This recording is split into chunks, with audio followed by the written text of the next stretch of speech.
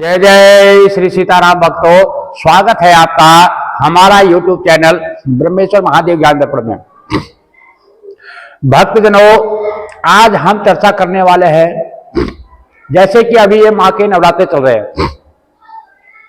ये नवरात्रे क्यों मनाए जाते हैं, इसकी क्या परंपरा है, इसके पीछे क्या विधान है, इसके बारे में सब हम आपको जानकारी देने वाले हैं। भक्तजनों, यदि अभी तक आपने हमारे इस चैनल को सब्सक्राइब नहीं किया तो सब्सक्राइब कर लीजिएगा। यदि आपको वीडियो अच्छी लगती है इसको लाइक कीजिए, ज्यादा से ज्यादा लोगों तक शेयर कीजिएगा। भक्तजनों, जो ये माता के 9 दिन के जो नवरात्रे होते हैं, इसके पीछे जो परंपरा है, आदिकाल में जो है जब इस धरती पर दैत्यों का बहुत बड़ा जो है अत्याचार फैल गया था, तो उस समय जो है एक महिषासुर नाम का एक दैत्य था, जिसका आधा शरीर तो मानव का था और आधा शरीर जो है उसका भैंसे का था, इसीलिए इसको महिषासुर कहा जाते हैं। तो वो जो है बहुत विशाल था। उसने ब्रह्मा जी की तपस्या करी और तपस्या से जो है अभय न मरने का वरदान प्राप्त किया। तो इस प्रकार से उसने जो है बहुत अत्याचार किया। उसने जो है यहाँ तक कि स्वर्ग लोक में जो देवता को उनको परेशान किया और वहां भी अपना आधिपत्य जमा लिया। जब सारे देवता लोग जो परेशान हो गए तो ये लोग मिलकर के जो है जो ब्रह्मा विष्णु भगवान शंकर जी के पास गए और उनसे प्रार्थना करी।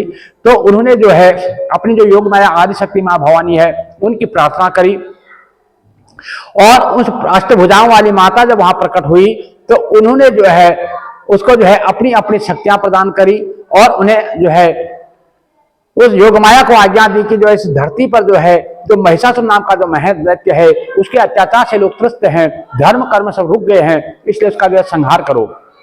तो माता जो है जब धरती पर आई तो महिषासुर उसको देख करके जो है दैत्य जो है उस पर मोहित हो गया और उसने प्रस्ताव भेजा कि हे सुंदरी, मैं जो है आपसे विवाह करना चाहता हूं।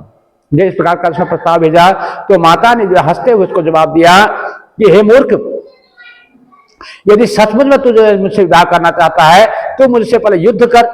यदि तू जीत गया तो तू जो है मैं तेरे से विवाह कर लूंगी, और यदि तू मारा गया तो मारा गया। तो यही सब हुआ। तो उससे युद्ध हुआ और 9 दिन तक वो युद्ध चला और 10वें दिन जो है वो महिषासुर नाम का जो है दैत्य मारा गया। तो उसी से जो है ये 9 दिन की नवरात्रि मनाई जाती है और 10वां दिन जो है भगवान का जो है पूजन किया जाता है। वैसे हम लोग आजकल क्या करते हैं, नवरात्रे रखते हैं तो कोई 8वें दिन ही जो है कन्या को जिमा लेता है, कोई 9वें दिन जिमा लेता है। वैसे नियमानुसार है कि 9 नवरात्रे तब पूरे होंगे और जो उसका भंडारा जो हम करते हैं, पारना जो करते हैं, वो 10वें दिन होना चाहिए। जो है 1 दिन की 1 कन्या का पूजन, 2 दिन 2 कन्याओं का पूजन, 3 दिन 3 कन्याओं का पूजन, इस प्रकार से करते हुए 9 दिन 9 कन्याओं का पूजन होता है। उसके बाद 10वें दिन जाकर के जो है इसका पालना करने का उसे विधान माना गया है।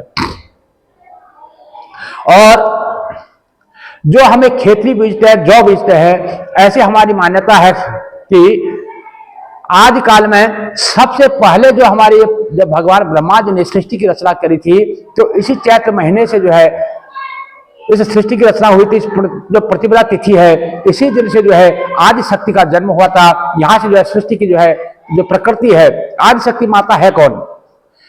या देवी सर्वभूतेषु शक्ति रूपेण संस्थिता नमस्तस्यै नमस्तस्यै नमस्तस्यै नमो नमः। वह आदिशक्ति मां भवानी जो है वही जो है सृष्टि, वही प्रकृति है। तो उस दिन जो है सबसे पहले जो फसल बीजी गई थी वो जौ जो है उसको बोया गया था। उस जौ के रूप में जो है इसको बोया गया था। तब से जो है जौ बीजने की जो प्रथा है, इसको जो है अन्न जो का जो हमारा जो है धान्य लक्ष्मी के रूप में इसको पूजा जाता है। ऐसी परंपरा है कि यदि जौ हमारे अच्छे होते हैं तो उस साल जो है हमारे खेतों में जो है फसलें अच्छी हुआ करती हैं, ऐसा जो है हमारे शास्त्रों का जो है मानना है। भक्तजनों, इसीलिए जो है इस जो नवरात्रि को मनाया जाता है। दूसरी जो इसकी कथा वो इस प्रकार से आती है कि जब भगवान श्री कृष्ण ने द्वापर युग के अंत में जब भगवान श्री कृष्ण जब थे तो उन्होंने जब उनका जन्म हुआ था देवकी वासुदेव जी के कारागार में, तो उस समय जो है योग माया ने नंद गोप के वहां पे जो है जन्म लिया था। भगवान ने उनको आज्ञा दी थी तुम जाकर के जो हमारे नंद बाबा हैं गोकुल में जाके उनके पास आप उनके घर में उनका जन्म हुआ योग माया का। और जब वासुदेव जी जो है भगवान कृष्ण को आधी रात में वहां छोड़ने गए तो वहां से उस योग माया को लेकर के आए थे और उसको कंस को सौंप दिया था। जब कंस को पता लगा कि ये देवकी के आखिर गर्भ से ये मतलब पुत्र नहीं बल्कि पुत्री का जो बालिका का जन्म हुआ है, तो उसको जो है मारने के लिए दौड़ा। उसने उसको पकड़ करके जैसे पत्थर पर पटकना चाहा तो योग माया जो है उड़ करके वहां से चली गई और उसने कंस से कहा कि अरे दुष्ट, तुझे मारने वाला तो जो है जन्म ले चुका है, तू मुझे क्यों मारेगा।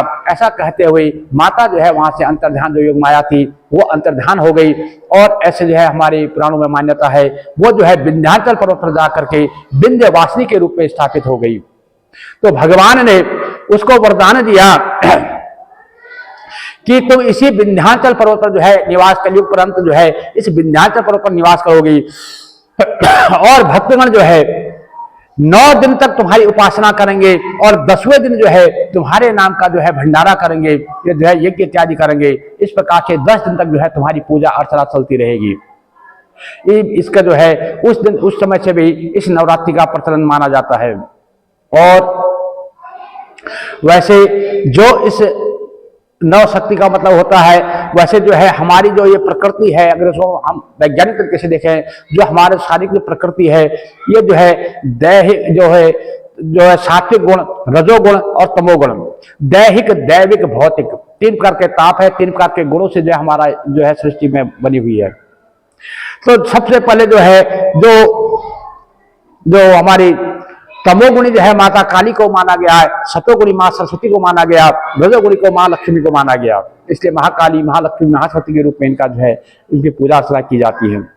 यही जो 3 शक्तियां जो है ये अनेकों रूप में जो है ये 51 शक्तिपीठ के रूप से पूजी जाती है।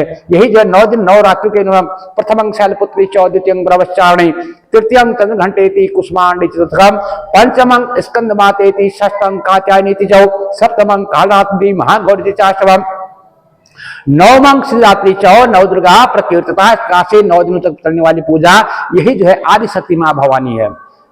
और यही जो है 51 शक्ति पीठों में जो है इसी भवानी माता का जो है पूजन होता है।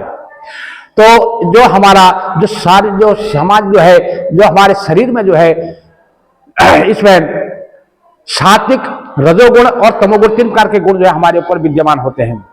तो जो तमोगुण जो होता है उसके लिए शक्ति का जो प्रचारक है वो आदि शक्ति मां काली को माना गया और रजोगुण का जो है माता लक्ष्मी को माना गया, सतोगुण का मां सरस्वती को माना गया। तो प्रथम 3 दिन जो है, प्रथमा, द्वितीय, तृतीय, जो प्रथम के 3 दिन है वो मां काली के पूजन का माना गया। तो उसमें जो है मनुष्य के अंदर शक्ति का संचार होता है। प्रथम दिन 3 दिनों में जो है शक्ति का संचार होता है। उसका चौथे, 5वें और 6ठे नवरात्रे में जो है मां लक्ष्मी का जो है दूसरा जो रजोगुण का संचार होता है। जैसे हमें जो है सबसे पहले क्या होता है, हमें किसी को धन अर्जन करना है या कुछ अर्जन करना है, सबसे पहले हमें जो है शरीर को पुष्ट करना होता है। तो शरीर पुष्ट करने के लिए शक्ति होगी तभी हम धन कमा पाएंगे, तभी हम कोई कार्य कर पाएंगे, तभी हम सामाजिक कार्य कर पाएंगे। इसलिए प्रथम 3 दिन जो है शक्ति की पूजा, मां काली की पूजा की जाती है। फिर बीच में 3 दिन को जो है रजोगुण अथवा लक्ष्मी की पूजा की जाती है। उस लक्ष्मी का मतलब हो गया धान्य लक्ष्मी। आज तो जो है पैसे को ही सब लक्ष्मी मानते हैं, वैसे सही में जो है लक्ष्मी का अर्थ होता है धान्य लक्ष्मी, यानी जो जल है, अन्न है, जो हमें जीवन दान देता है, उसे जो है धान्य लक्ष्मी के रूप में जो है उसकी पूजा होती है। जब हमारे शरीर में जब धान्य जाएगा, जब हमारे पास अन्न और जल हमारे शरीर में जाएगा, तभी हमें शक्ति की प्राप्ति होगी, तभी हमें बुद्धि की प्राप्ति होगी। तो जो है ये सब तीनों एक दूसरे से जुड़े हुए हैं। पहले शक्ति होगी तो हम धान्य की कमाई कर पाएंगे, और जब धान्य हमारे शरीर में, जब धान्य जब हमारे अन्न हमारे जाएगा तभी हमें शक्ति की प्राप्ति होगी। तीसरा होता है सतोगुणी यानी बुद्धि का संचार। अब हमें जब धन कमाना है, जब धान्य कमाना है, उसके लिए हमें क्या बुद्धि की जरूरत पड़ती है, सात्विकता की जरूरत पड़ती है। वो जो है हमें आखिर के 3 दिन में वो प्राप्त होती है। तो जो है प्रथम 3 दिन जो है माता शक्ति के, बीच में 3 दिन जो है मां रजोगुणी मां लक्ष्मी के, और फिर 3 दिन जो है मां शक्ति के बुद्धि स्वरूपा माता का जो है हमें मोक्ष के लिए क्या करना चाहिए, कैसे हमें जो है दूसरों का भला करना चाहिए, इस प्रकार से सोचने में बुद्धि की जरूरत पड़ती है। वो जो है मां शक्ति हमें प्राप्त होती है। तो इस प्रकार से हमारे जो है ये 3 दिन के 9 दिन के जो पूजा का हमारा ये विधान, हमारा जो है ये वैज्ञानिक विधान माना गया है। और इसी प्रकार से जो है आज समय से हमारे इन नवरात्रों की महिमा मानी गई है। वैसे भी हमारे जो पुराणों में कहा गया है, क्योंकि वैसे नौ दुर्गाओं इस तरह से भी हमारे जो विद्वान हमारे जो संत उन्होंने ये भी कहा है, जो नौ दुर्गाओं का मतलब होता है हमारी जो 9 प्रकार की इंद्रियां हैं, दो आंखें की, 2 श्रवणेंद्रियां यानी कि जो सुनने वाली, 2 नासेंद्रियां, 2 नाकों की 6 हो गई, साथ ही जो है जीवा रसेंद्रिय, 2 आंख हो गए, 2 कान हो गए, 2 नाक हो गई और 1 मुंह हो गया, और 2 हो गया मलमूत्र को त्याग करने वाले। इस प्रकार से 9 खिड़की का जो पिंजरा है, ये जो 9 खिड़की को पिंजरे को जो हमारा ये शरीर रूपी जो घट है, ये शरीर रूपी घट यानी कि जो घट की स्थापना करते हैं, हमें इस जो 9 खिड़की जो है हमारे काम, क्रोध, ईर्ष्या, लोभ, मोह, राग, द्वेष इत्यादि नाना प्रकार के पाप हमारे इस घट के अंदर, घड़े के अंदर भरे पड़े हैं, उनको जो है 9 छिद्रों के द्वारा हमें बाहर निकालना होता है 9 दिनों में। और इस प्रकार से वो 9 छिद्रों को दूर करने के बाद उसके बाद में जो है हमें सात्विक परमात्मा की तरह दशेंद्रिय जो हमारी जोगती है, जिसको हम त्रिनेत्र कहते हैं, जिसको हम जो आज्ञा चक्र के रूप में जानते हैं, ये जो है जब हमारा तीसरा नेत्र खुलता है तब ये जो है 10वां जब नेत्र खुलता है तब जाकर के हमारे अंदर के जितने पापाचार होते हैं, ये जो 9 खिड़कियों के द्वारा हम जो नाना प्रकार के रसेंद्रियों से रसना का पाप करते हैं, कुछ गलत बोलते हैं, कुछ गलत स्वाद लेते हैं, आंखों से कुछ गलत देखते हैं, आंखों से कुछ गलत विचार करते हैं, कान से कुछ गलत सुनते हैं, इस प्रकार से नाना प्रकार के जो हम व्यभिचार पाप हम अपने इंद्रियों के द्वारा होता है, उसको जो है नाश करने के लिए हम जो है माता आदि शक्ति मां भवानी का पूजन करते हैं। ये इसका जो है वैज्ञानिक तथ्य है।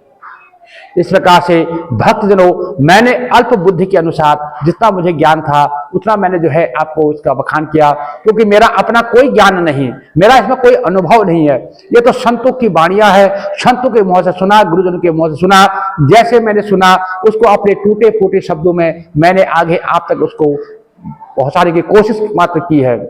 यदि आपको हमारी वीडियो अच्छी लगती है, इसको लाइक कीजिए, ज्यादा से ज्यादा लोगों को शेयर कीजिएगा, और यदि हमारे चैनल पर आप नए हैं तो इसको सब्सक्राइब जरूर कर लीजिएगा, ताकि आने वाली जो भी अच्छी अच्छी वीडियो है वो सबसे पहले आप तक पहुंचे। जो है हम चाहते हैं कि हमारे सनातन धर्म में जो भी हम धर्म कर्म करते हैं, इसके बारे में हमारे सभी बच्चों को, हमारे आने वाली पीढ़ी को इसके बारे में पूरा ज्ञान हो, पूरा इसके जो है अध्यात्म के बारे में जाने। हम कोई अगर कार्य कर रहे हैं उसको क्यों कर रहे हैं, उसके पीछे क्या उसका आध्यात्मिक रहस्य क्या है, वैज्ञानिक रहस्य क्या है, सांसारिक तत्व क्या है, क्योंकि हमारे जो ऋषि मुनि थे उन्होंने जो छोटी छोटी चीजें जो बनाई, ये छोटी इनमें बहुत ज्यादा महत्व रखता है। जैसे अब मान लो, वैसे अगर दूसरे देखें तो तरीके से अब ये क्या होता है, इधर हम सर्दी गई, जब समय जो हमारा ठंडी के दिन गए, सर्दी का समय गया, तो अब क्या है आगे गर्मी आ रही है।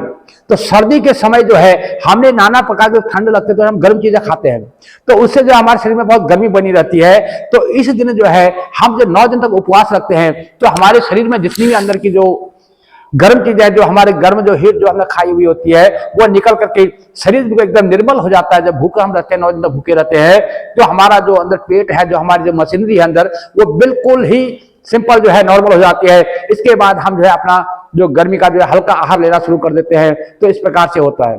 उधर जो आश्विन मास में जो आते हैं नवरात्रे, शरद नवरात्र जिनको कहते हैं, उसमें क्या होता है, गर्मी जाती है और सर्दी आती है। तो इस प्रकार से उस समय भी जो है 9 दिन का हम व्रत रख करके अपना जो हमने गर्म के दिनों में जो ठंडी पदार्थ में खाए होते हैं, जो होता है उसको निकाल करके 9 दिन तक अपने मशीनरी को बिल्कुल निर्मल एकदम साफ सुथरा करके, फिर उसके बाद हम आगे अपना जो है सर्दी के लिए जो भोजन होता है, जो हमारा गरिष्ठ भोजन सर्दी में लेते हैं, उसका हम शुरू कर देते हैं। इस प्रकार से हमारे जो शारीरिक बनावट को, इसको स्वस्थ रखने के लिए, इसमें किसी प्रकार का रोग ना हो, इसको मिटाने के लिए हमारे जो पूर्व जो हमारे ज्योतिषाचार्य लोग हुए हैं, जो हमारे जो ऋषिगण हुए हैं, वो छोटे मोटे नहीं, वो तो बहुत बड़े विद्वान थे, वो बहुत बड़े वैज्ञानिक थे। यदि उनकी आप हम तो मतलब उनकी महिमा का तो हम एक अनुमात्र भी आपको नहीं बता सकते।